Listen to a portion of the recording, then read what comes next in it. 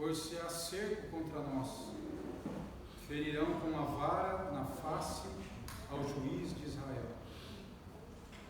E tu, Belém Efrata, posto que pequena entre os milhares de Judá, de ti me sairá o que governará em Israel, e cujas saídas são desde os tempos antigos, desde os dias da eternidade. Portanto, os entregará até o tempo em que a que está de parto tiver dado à luz. Então o restante de seus irmãos voltará aos filhos de Israel. E ele permanecerá e apacentará o povo na força do Senhor, na excelência do nome do Senhor, seu Deus. E eles permanecerão, porque agora será engrandecido até os confins, até os fins da terra. E este será a nossa paz, quando a Síria vier à nossa terra, e quando pisar em nossos palácios, levantaremos contra ela 7 pastores e 8 príncipes dentre os homens. Esses consumirão a terra da Síria a espada e a terra de Nimrod nas suas entradas. Assim nos livrará da Síria quando vier a nossa terra e quando calcar os nossos termos. E o remanescente de Jacó estará no meio de muitos povos, como o orvalho da parte do Senhor, como chuvisco sobre a erva, que não espera pelo homem, nem aguarda a filhos de homens. E o restante de Jacó estará entre os gentios, no meio de muitos povos, como um leão entre os animais do bosque, como um leãozinho entre os rebanhos de ovelhas, o qual, quando passar, pisará e despedaçará, sem que haja quem os livre. A tua mão se exaltará sobre os teus adversários, e sobre os teus inimigos serão exterminados. E sucederá naquele dia, diz o Senhor, que eu exterminarei do meio de ti os teus cavalos, e destruirei os teus carros, e destruirei as cidades da tua terra, e derrubarei todas as tuas fortalezas, e exterminarei as feitiçarias da tua mão, e não terás adivinhadores. E destruirei do meio de ti as tuas imagens de escultura e as tuas estátuas, e tu não te inclinarás mais diante da obra das tuas mãos. E arrancarei os teus bosques do meio de ti, e destruirei as tuas cidades. E com ira e com furor farei vingança sobre os gentios que não ouvem. Esse texto tem uma primeira parte bonita, alegre, que nos conecta com o Novo Testamento, mas depois o restante do texto volta, né, àquela linguagem pesada, difícil, aquela mensagem de juízo, de execução, de destruição, de consequências, de guerras, de violências. Triste, né, dos primeiros capítulos, que fazem parte da denúncia que Miqueias apresenta sobre a decadência do povo de Deus, se afastando da vontade de Deus, da aliança que Deus já havia dito lá no passado de Deuteronômio que ia acontecer, e que, portanto, aquele livro de Deuteronômio termina com bênçãos e maldições, justamente por isso. Deus sabia que no futuro ia haver esse comprometimento humano, né? Essa rebeldia, e as consequências viriam. Parece uma montanha russa, né? Parece que o povo é abençoado, tem todo esse privilégio, daqui a pouco vem o orgulho, vem a rebeldia, daí desce, depois clama, pede ajuda, aí Deus dá um alívio, aí sobe, aqueles carrinhos de montanha-russa subindo e descendo. De qualquer maneira, o mais importante que nós encontramos na mensagem de Miqueias é que não há um aniquilamento total, não há uma desesperança,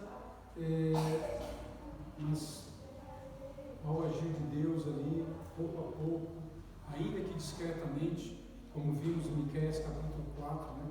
Aquela colina, o Monte Sião, que é uma colina, é um monte pequeno, mas o profeta disse: Deus colocaria como o cume entre todas as montanhas da terra.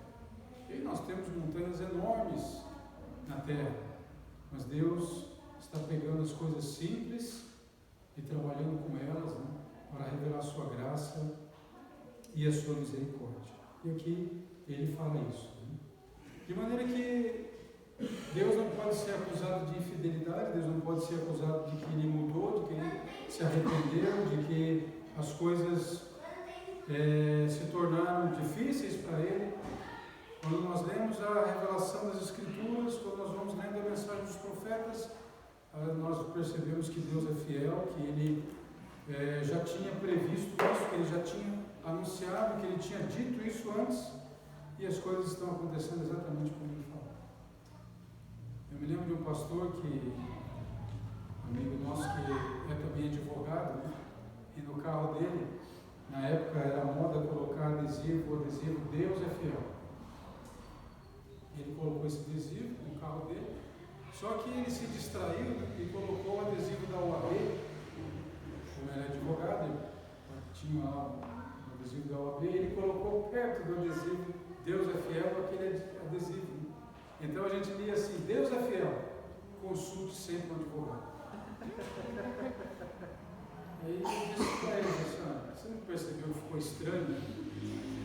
A impressão que você desconfia de Deus, e então é bom sempre ter um advogado para reivindicar, né, aquilo que Deus promete, porque ele é fiel, mas é melhor você ter um advogado. Ficou meio estranho. Aí ele deu uma risada e não me lembro o que ele fez com aquele adesivo, depois a gente não se viu mais, né? Mas não há necessidade de um advogado diante da aliança do Senhor, diante do seu pacto com o seu povo. Nós somos chamados a estudar a palavra, nós somos chamados a tomar conhecimento dos termos de Deus, né? E perceber que Ele honra realmente tudo que Ele faz. Algumas coisas poderão não acontecer neste plano da existência, mas certamente se conclui na eternidade. Por isso que Abraão, ele peregrinou, mas não viu a realização da promessa. Não era para os seus dias. Mas, na eternidade, o Senhor Jesus diz, né, que ele viu os dias do Senhor Jesus e celebrou. E Jesus diz que muitos do Oriente, né, do Ocidente, se assentarão à mesa com Abraão. E Abraão só vai ter esse conhecimento quando as coisas realmente se cumprirem dessa forma, né, nos últimos dias. Mas Deus disse para eles: Abraão, sai da tenda, olha ao céu, conta as estrelas. A sua descendência vai ser assim. Não estava limitada à questão física, mas à questão espiritual. Agora, o que Deus nos mostra na sua palavra, tem nos mostrado pela mensagem de Miqueias, né, os profetas menores que nós estamos estudando.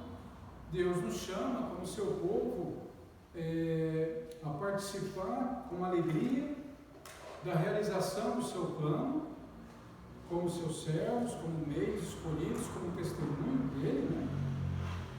E isso certamente exige um compromisso da nossa parte. Então Deus deu a Jericó para Josué, para o povo de Deus. Isso aí eu entreguei para vocês. Uma fortaleza, parece inexpugnável. Vocês vão rodear ela e os muros vão cair e vocês precisam combater. Então eles precisaram rodear, precisaram depois enfrentar os exércitos ali, mas Deus é verídico. Eu já dei para vocês. A terra é de vocês, mas eles precisavam chegar na terra, precisavam se estabelecer ali, planejar, e como fizeram, foram ao centro da terra, atacaram primeiro uma parte, depois a outra, dividindo, né, aqueles reinos que tinham as suas alianças também. Mas nos momentos, né, nas ocasiões em que esse povo deixou de agir dessa maneira, naturalmente, aquilo que Deus estava oferecendo para eles foi retido. até que houvesse uma atitude correspondente. Nós tivemos aqui nesse sábado no Brasil o pastor Randy Pope, da Igreja Presbiteriana Perímetro, lá nos Estados Unidos, e ele está no YouTube, a palestra dele, né? Ele veio falar a respeito de discipulado, de capacitação para a igreja, né, no evangelismo. Muito interessante o trabalho dele lá e esse convite que a Igreja Presbiteriana fez. Ele falou numa palestra lá no Mackenzie, né, que foi a tarde toda, bem interessante mesmo, compartilhando a sua experiência. E eu achei bastante valiosa, né, uma figura que ele colocou com respeito à necessidade de ter compromisso da igreja na sua formação espiritual, no seu conhecimento da palavra. E que ele diz isso lá na igreja, né, que ele pastoreia, nos grupos que ele vai dar ali a capacitação, de que se realmente elas não estão comprometidas, então que elas não participem daquele grupo, né, que elas não estejam ali entendendo como mais uma atividade, né, mas que percebam a importância central de receberem essa capacitação e de exercerem o seu dom, o seu talento no evangelismo, no ensino da palavra de Deus, compartilhando, depois discipulando, assim por diante. Então ele gosta de fazer uma comparação, que é essa que eu vou passar para vocês, que eu achei bastante apropriada. Nós vivemos um momento em que muitas pessoas estão aí fazendo ajustes na sua agenda para frequentar a academia. Então, estão lá bem dispostas, né? Estão mais na academia do que na reunião de oração. Mas aí o pastor Randy diz assim: bom, vamos supor, você está lá na academia e você então vai ser entrevistado ali pelo preparador físico, ele vai gastar um tempo com você, vai desenvolver um programa para você. Você diz: bom, eu quero perder peso, eu quero ganhar massa muscular, eu quero estar em boa forma física. E o preparador físico olha e diz: não, muito bem, então nós vamos precisar de tanto tempo, vamos precisar disso, daquilo. E aí a pessoa diz assim: bom, só tem uma coisa, eu não gosto de suar. Eu não gosto de ficar fazendo muito esforço e molhar a camiseta. Também eu não vou vir aqui mais do que uma vez por semana. E também eu só quero pouco tempo, uns 15 minutos. Não quero ficar pegando peso pesado assim, porque esforço para mim não é legal. E aí essa pessoa vai colocando, né, várias coisas desse tipo para o seu preparador. O que a gente imagina que esse preparador vai dizer para ele?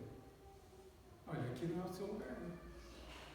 Aqui tem que suar, aqui tem que ter um horário, aqui tem que ter um certo compromisso para cumprir com essas coisas aqui, senão você não vai alcançar os seus objetivos. Se você não tiver esse compromisso com esse programa que a gente vai estabelecer dentro do seu biotipo, dentro das suas necessidades, você não tem como aproveitar o seu tempo, você vai gastar dinheiro na mensalidade e não vai ter resultado nenhum. Então ele diz que ele compartilha isso, né, com alguns irmãos ali, no sentido de desenvolvimento da sua vida espiritual.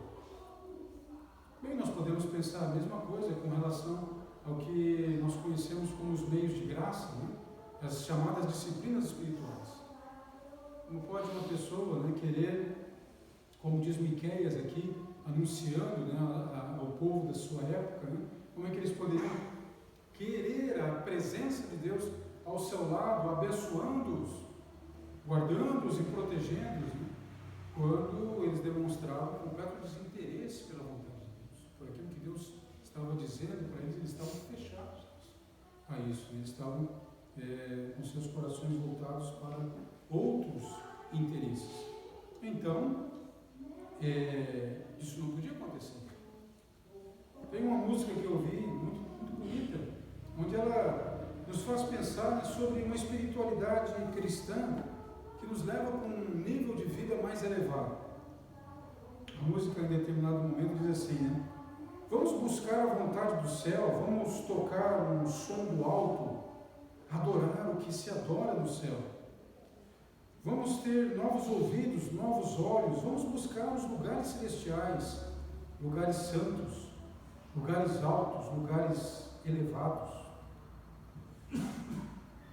Desculpa. Chega de beber o vinho velho, chega de vestir vestes velhas. Vamos buscar lugares novos, vinho novo, vestes novas. Vamos subir o monte de Deus. Vamos voar, sobrevoar montanhas. É hora de abrir as asas. Vamos nos livrar das coisas velhas que já passaram. Você vai ver o que Deus vê. Você vai ouvir o que Deus ouve. Você vai saber o que Deus sabe. Deus te deu asas, te libertou das coisas velhas que te prendiam. Então voe até os lugares altos, voe até as alturas. Como é que nós podemos desfrutar de uma qualidade de vida cristã mais elevada se nós não tivermos um investimento, um maior tempo de oração?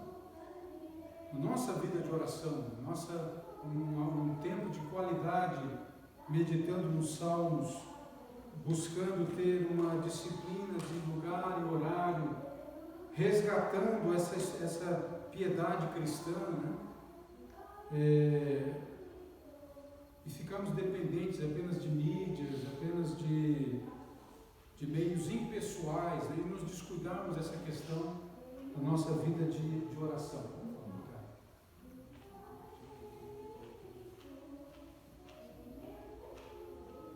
É esse aspecto que Miqueias quer resgatar com o povo de Deus, que estava mantendo as cerimônias, os rituais, mas estava perdendo o espírito, a essência do que significava aqueles elementos do culto, do templo. Eles não estavam percebendo que tudo aquilo apontava justamente para o Messias, para o Filho de Deus, para esse governante que no capítulo 4 ele começa a mencionar, e agora no capítulo 5 ele vai relacionar com uma cidade bem pequena, bem insignificante, bem simples, chamada Belém Efrata. Havia outras cidades com o nome Belém. Efrata era para identificar de qual Belém se falava. A Belém pequenininha, onde nasceu o pastor Davi. Onde Davi, cuidando dos rebanhos, é procurado por Samuel para ser ungido rei. Então, essa pequenina cidade, insignificante e simples, entra para a história, porque é dali que Deus chama o pequeno Davi, e com ele vai fazer uma aliança, separando ali uma dinastia para a vinda do Messias. Uma cidadezinha muito pequena. Essa palavra que na época de Herodes, vai tumultuar Jerusalém. Os magos chegam dizendo que nasceu o rei dos reis, mas eles não prestaram atenção na profecia, e eles foram procurar em Jerusalém, a grande cidade de Jerusalém, a capital. Mas a profecia diz em Belém, cidade pequenininha. Até alguns vão dizer, mais à frente, quando Jesus já está no seu ministério público, que Jesus não poderia ser o Messias, porque eles achavam, já que Jesus viveu a sua infância e adolescência em Nazaré, que ele nasceu ali. E então eles diziam, não vai vir da Galileia, o Messias vem de Belém. Eles não sabiam de que Jesus, em viagem, seus pais, em viagem por Belém, foi ali que ele veio a nascer. Mas por isso eles achavam que Jesus não podia ser o Messias pela sua vivência lá em Nazaré. Dessa maneira, o pastor Leonardo Sayão nos diz, quem é Belém? O que representa Belém para nós como igreja? Belém representa cada um de nós. Da simplicidade de Belém, na sua insignificância, Deus escolheu, como no capítulo 4, a colina, o pequeno monte de Sião, para ser o local em que Ele manifesta sua presença, sua glória, seu amor, sua redenção. E em Belém é que Ele escolheu para que o seu Filho viesse à terra. E nós, na nossa simplicidade, na nossa pequenez, na nossa insignificância, o Senhor também escolheu para dar-nos o seu Evangelho, para nos enriquecer com o seu reino para nos abençoar com a sua presença. Observe que nessa profecia, né, de Miqueias, está se falando da eternidade do Salvador, cujas saídas são desde os tempos antigos, desde os dias da eternidade. De ti me sairá. Deus dizendo, ele sairá dele. E quem é que vai vir? É desde os dias da eternidade.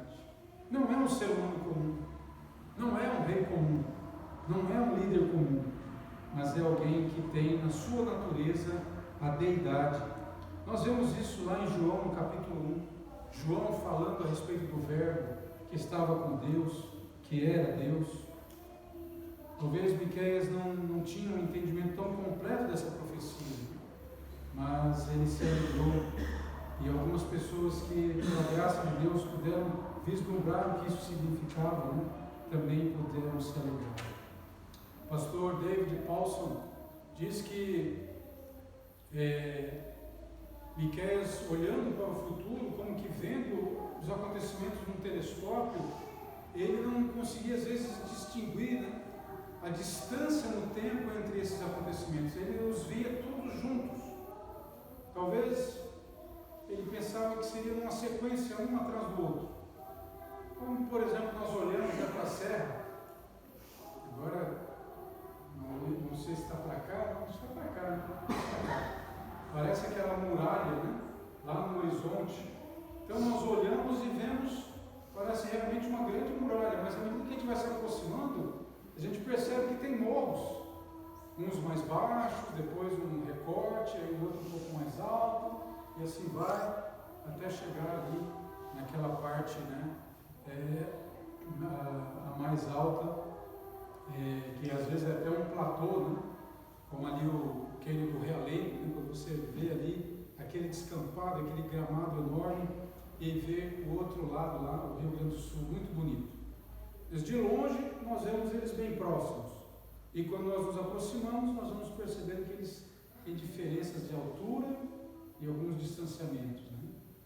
Pois é essa visão que Miqueias está vendo aqui, e que ele não tem esse discernimento do tempo que vai levar.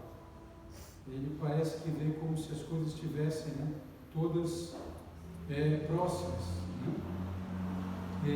Mas não é assim. Observe que na primeira parte, ali no versículo 1, ele diz assim, né? Ferirão com a vara na face ao juiz de Israel. Ainda fala sobre cerco, a primeira parte do texto fala sobre a cidade cercada, sobre guerras, né? E aí em seguida ele fala sobre Belém e Efrata. Então parece que o acontecimento de cima logo em seguida, na sua sequência, o nascimento do Messias lá em Belém. Mas não é assim. O versículo 1, se você abrir a Bíblia lá no segundo livro dos Reis, capítulo 25, 7, vai falar ali sobre o rei Zedequias, que, desobedecendo os profetas, ele tem a sua rebelião contra Nabucodonosor. Quando Nabucodonosor cerca a cidade e vai invadir, eles fazem um furo no muro, um buraco, fogem por ali, só que os exércitos babilônicos os perseguem, levam ele, e essa expressão aqui, ferirão com a vara na face ao juiz de Israel, significa a vergonha que o rei de Israel vai passar, porque o rei era o juiz, né? O rei de Israel era a instância máxima do juízo. E quando você lê lá então no segundo livro dos Reis, capítulo 25, 7, vamos dar uma lida lá.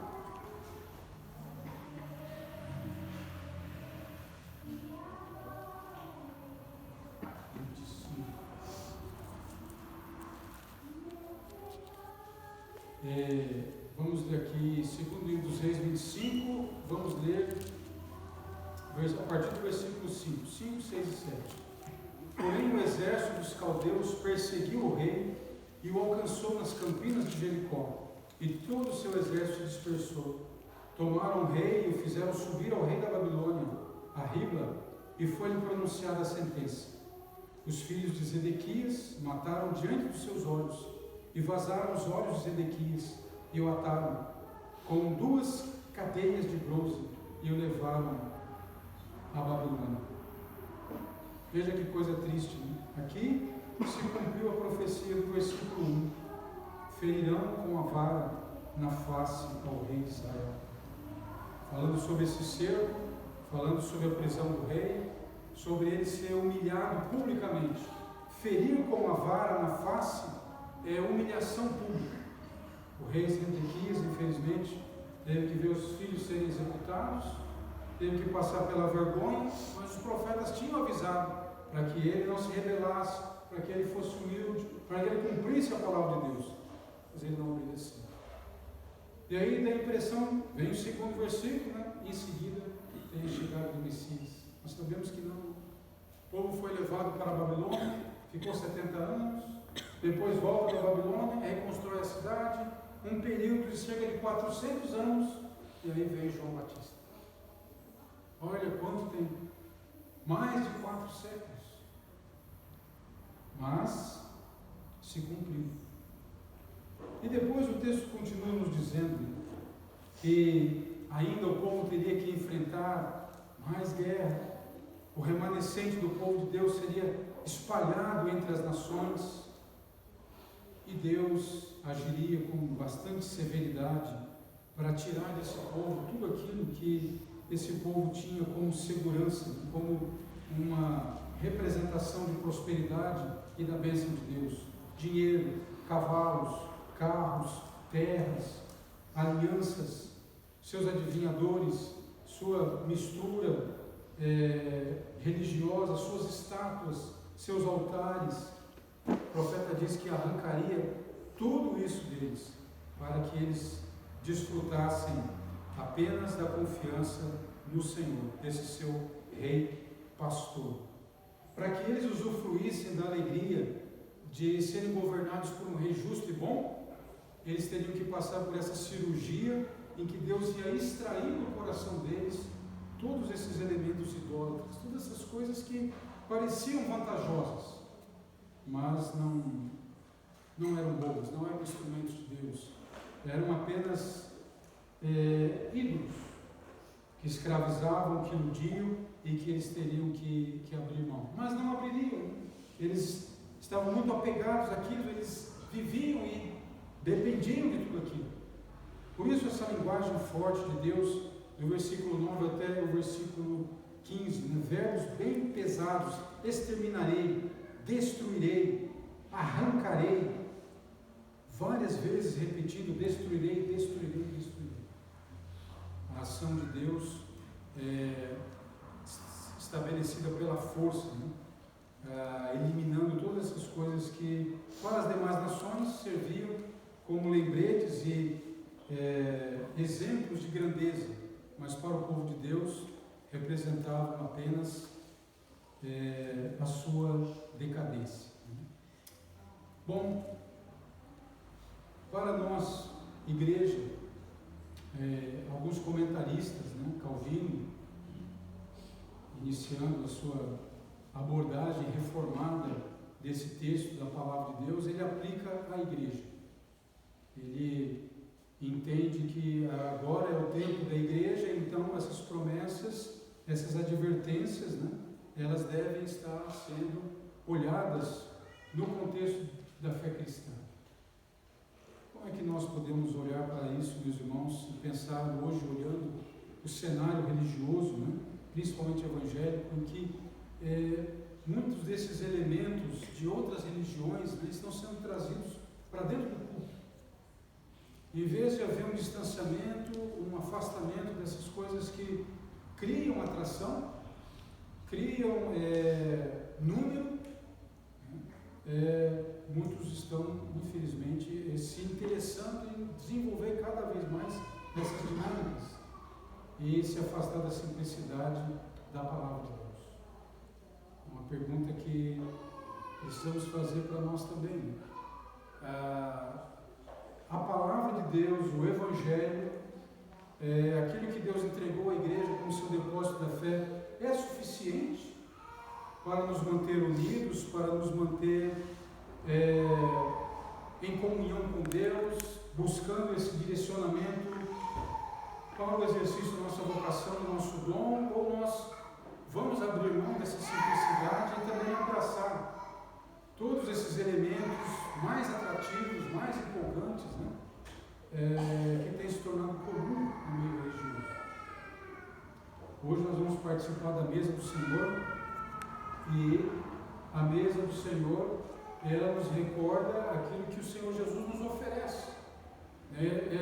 Ao recebermos o pão e o cálice, devemos lembrar, estamos recebendo perdão. O Senhor Jesus diz, que o seu sangue, o seu corpo é partido, o seu sangue derramado para a remissão de pecados, para perdão de pecados. Na liturgia dos cristãos ortodoxos, eles têm essa expressão, receba o perdão de pecados. Na hora que é dado o pão, na hora que é dado o cálice, receba o perdão de pecados. Mas hoje em dia, essa simplicidade da mesa do Senhor, a simplicidade da igreja em atos de se reunir para estudar a palavra, para orar, já não empolga tanto. As pessoas precisam de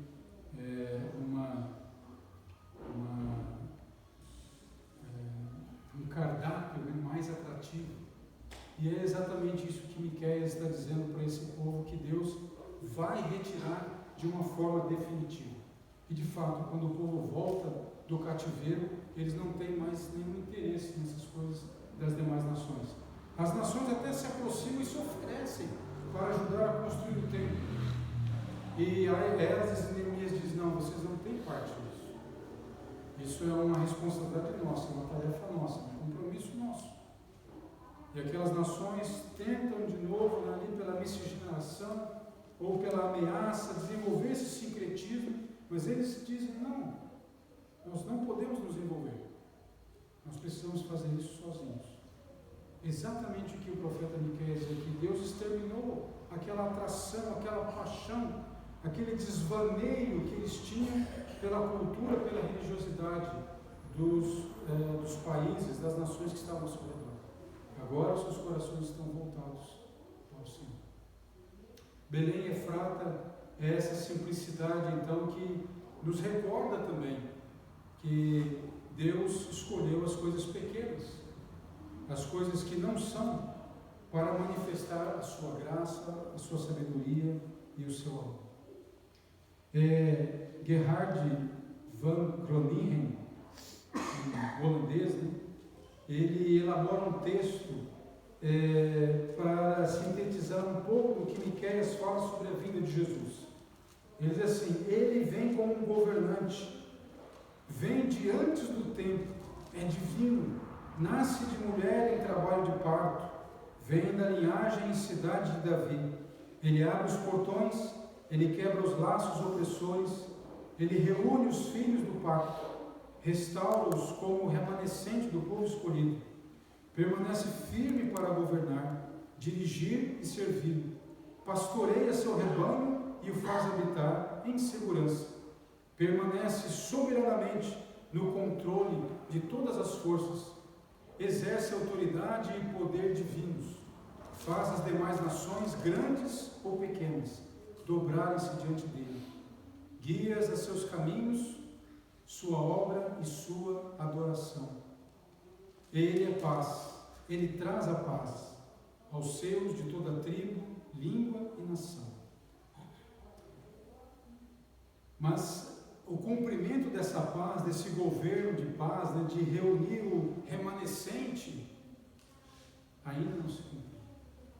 É uma parte da profecia que está para se cumprir.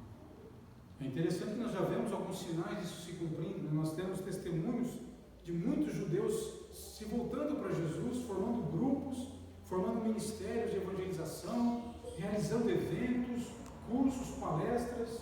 Nós não tínhamos isso. Os judeus, na sua literatura antiga, ou no período da igreja, se referiam a Jesus como o pendurado, o maldito pendurado no madeiro. Eles achavam que era alguém que envergonhou o judaísmo, o crucificado. E às vezes, entre eles, não se devia dizer o nome dele. O seu nome devia ser apagado para sempre. E agora, um grande número de judeus não só diz o nome dele, mas confessa que é seu Salvador. Fala de sua graça, fala de seu evangelho, fala para os seus compatriotas, convida-os a voltar o seu coração para eles, para o Senhor Jesus. Né? Então, a segunda parte dessa profecia vai se cumprir. Porque eles, os judeus incrédulos, né, mencionam no versículo 5, e este será a nossa paz. E eles dizem, não temos paz, nós temos guerra, continuamos enfrentando guerras. E realmente, olha lá Israel, né, no Oriente Médio, sempre enfrentando guerras desse tipo. Mas é como dissemos, né? A profecia coloca os acontecimentos aparentemente perto um do outro, né? Mas na verdade há um distanciamento, há períodos longos que ainda estão por se cumprir. Mas nós veremos isso se cumprir. Mas será que nós queremos ver, né, isso por meio do espetacular ou do agir simples de Deus? Não sei quantos filmes vocês já assistiram sobre Jesus, sobre as terras bíblicas. E vocês conseguem notar algumas coisas ali que não fecham. Um senhor assistindo um filme sobre Jesus, tinha uma cena que mostrava o batismo. E ele já tinha ido lá no Jordão, já conhecia, né, aquele local. Ele olhou aquela cena e falou, não bate. Ele foi dar uma pesquisada e ele descobriu que o diretor daquele filme, quando foi filmar o batismo de Jesus lá no Jordão, não gostou do Jordão. O Jordão é um rio lamacento, raso, feinho. Um grande acontecimento do batismo do Senhor Jesus, esse riozinho feio. Foi para os Estados Unidos e fez a cena no Rio Colorado. Enorme, bonito. Pois é, né? Essa coisa do ser humano querer enfeitar, né? E Deus prefere a simplicidade. O pequeno, o singelo, o discreto. Pois Jesus foi batizado no lamacento Jordão, com o João Batista, vestido lá de pelo de camelo. Nessa simplicidade é que Deus age, que Deus traz a sua palavra e nos convida a confiar e se afastar de tudo aquilo que se apresenta como orgulhoso, como belo, como impactante, em nome do Senhor, mas não tem a alma, não tem o espírito da profecia, não tem essa simplicidade, essa humildade de Deus, a humildade do Filho de Deus, a humildade dos meios que Deus escolheu para revelar a sua graça e a sua misericórdia. Spinoza diz, né, que um homem livre pensa em tudo, exceto na morte. Pensa em tudo, riqueza, conforto, alegria, prazer, e acha que é livre, né? Mas ele não pensa na morte. E quando o tempo passa tão rápido, ele se coloca diante da finitude da vida, dessa realidade, e o que ele tem? Os seus pensamentos, das suas conquistas, né, para lidar com isso. É o sentido trágico, né, da sua existência. Deus está dizendo que há muitas coisas que de fato têm o seu tempo contado, que Ele vai eliminar, que Ele vai destruir, abrindo o caminho para que aquele que nasceu na simplicidade de Belém cumpra a segunda parte do seu plano, que é governar as nossas vidas em plena paz, renovando todas as coisas e colocando tudo sob o governo e a autoridade da justiça e do amor de Deus. Então Miqueias nos dá essa alegria de dar uma olhada lá para o futuro e também reconhecer que o agir de Deus é a partir de coisas simples, de coisas despretensiosas. Como diz o pastor Leonardo Sayun, que nós entendemos que nós somos Belém. Nós somos as pessoas simples que diante do mundo estamos até no anonimato, mas são as pessoas que Deus está chamando para fazer parte da família da aliança, do reino de Cristo. E a grandiosidade dessa revelação e desse plano maravilhoso está no agir dele. Vocês já perceberam nesse nosso universo que o que é mais comum nele é a escuridão? Nós vemos as imagens, né, lá de cima, os astronautas, os satélites, escuridão. Mas nós temos aqui a luz porque nós estamos perto de uma estrela. Se nós estivéssemos como Plutão lá no finalzinho do sistema solar, nós estaríamos na escuridão, no gelo, no frio. Mas como nós estamos a uma distância segura dessa nossa estrela que é o Sol, nós temos calor e temos luz. Nós estamos muito próximos desse Sol maior, desse nosso Senhor Jesus, na sua volta, no estabelecimento do seu governo. E toda essa estrutura, esse sistema, né, que vivemos na nossa sociedade, está para ser exterminado, está para ser substituído. Que Deus nos dê a graça de não ficarmos, né, aflitos, nem tão empolgados, né, com tudo isso, mas o nosso coração descanse e se alegre na proximidade da volta do nosso Salvador. E que tenhamos a alegria de servir a Ele com os dons e talentos, né, dentro da oportunidade, dentro da situação, das condições que Deus está nos colocando. Porque nós não vamos ter outro tempo, nós não vamos ter outra oportunidade. Que Deus nos dê a graça de nós termos esse entendimento e ouvirmos o seu chamado.